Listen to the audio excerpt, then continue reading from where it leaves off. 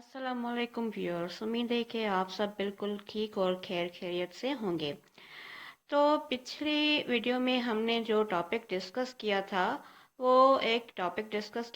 था suit for possession under section 8 of the specific relief act. यानी कि उसमें हमने ये डिस्कस किया था कि एक जो ओनर है किसी भी इमूवेबल प्रॉपर्टी का, अगर कोई भी उसको गैर कानूनी तौर पे डिस्पोजेस कर देता है तो फिर वो किस तरह से कानून में जाकर एक सिविल सूट फाइल करके अपनी उस पोजेशन को जो है वापस रिकवर कर सकता है और प्रोटेक्ट कर सकता है। लेकिन आज की इस वीडियो में हम ये टॉपिक डिस्कस करेंगे कि एक जो लॉफुल पोजेसर है, यानी कि भले ही एक ओनर ना हो लेकिन जस्ट एक पोजेसर हो, वो किस तरह से अगर उसको कोई गैर कानूनी तरीके से कोई बेदखल कर दे अपनी प्रॉपर्टी से जिसके ऊपर उसको एक पोजीशन हासिल है, तो वो फिर किस तरह से उसके पास क्या रेमेडी है और वो किस तरह से जो है अपने आप को और अपनी प्रॉपर्टी को प्रोटेक्ट कर सकता है और वो जो पोजीशन है अपना वो रिकवर कर सकता है। तो ये जो हमारी आज की वीडियो है ये है suit for possession under section 9 of the specific relief act 1877। तो आइए हम इसकी डिटेल्स को समझते हैं और इसके अंदर क्या क्या चीज़ें हैं वो पढ़ते हैं। When any lawful possessor is dispossessed by any of private person, uh, then the law protects such dispossession under Section 9 of the Specific Relief Act, whereby a lawful possessor can uh, recover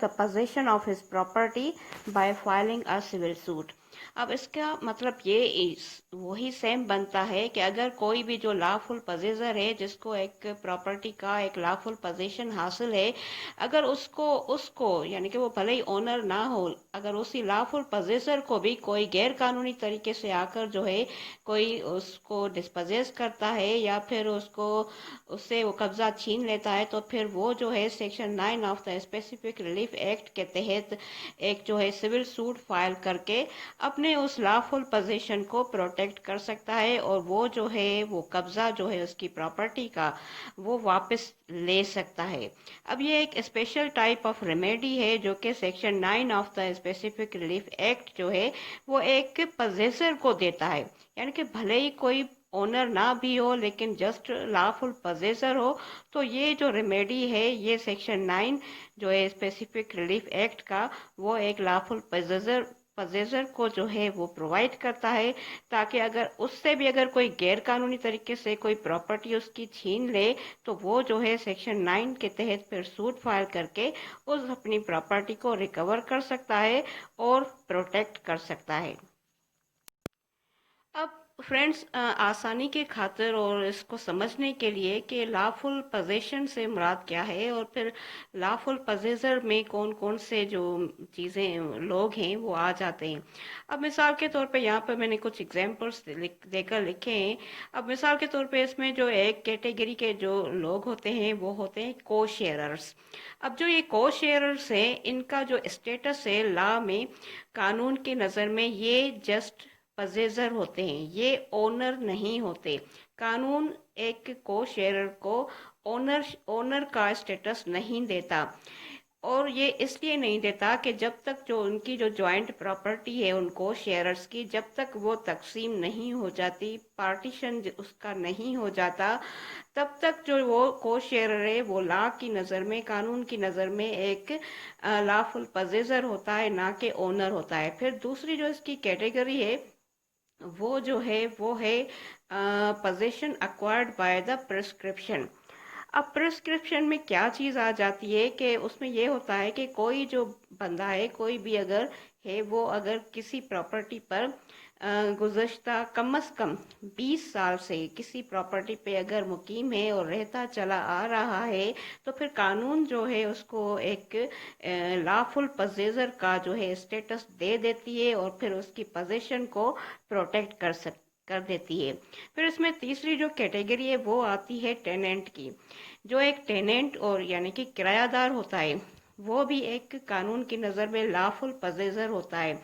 वो इसलिए कि जो tenant है उसको, जो मालिक है जिसने अपनी जगह किराए पे दी है, वो जो मालिक है उस टेनेंट को जो है बिना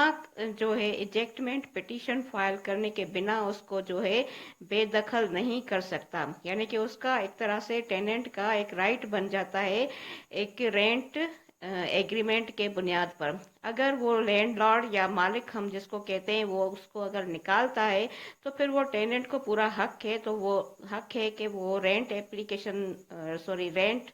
जो उसका एग्रीमेंट है वो लेकर फिर रेंट कंट्रोलर के पास जाकर कर सकता है कंप्लेन।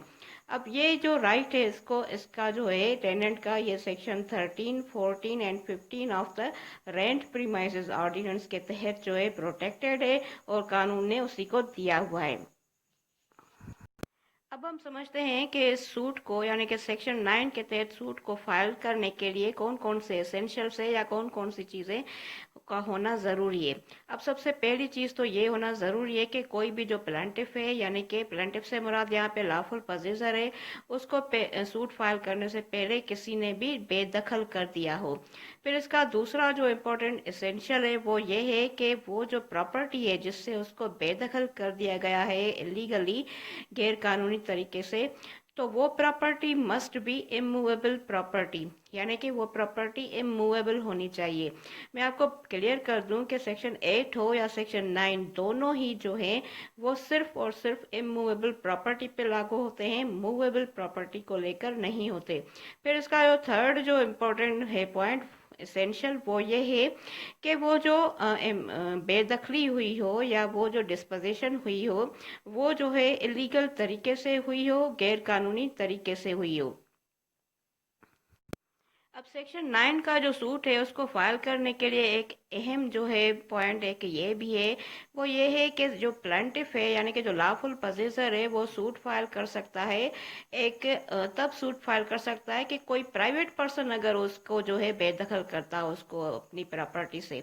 लेकिन अगर गवर्नमेंट उसको बेदखल करती है किसी भी गवर्नमेंट के अपने प्रोजेक्ट के लिए, अगर वो किसी को गवर्नमेंट किसी को अगर डिस्पोजेस करती है तो फिर जो वो प्लांटिफ है या लॉफुल पोजेसर है वो जो है फिर गवर्नमेंट के खिलाफ सूट फाइल नहीं कर सकता। तो ये एक स्टेट्यूटरी बार है, यानी कि section 9 of specific relief act एक रेमेडी तो प्रोवाइड करता है एक लॉफुल पोजेसर को, लेकिन वो एक तरह से लिमिटेड है और रेस्ट्रिक्टेड है कि वो सूट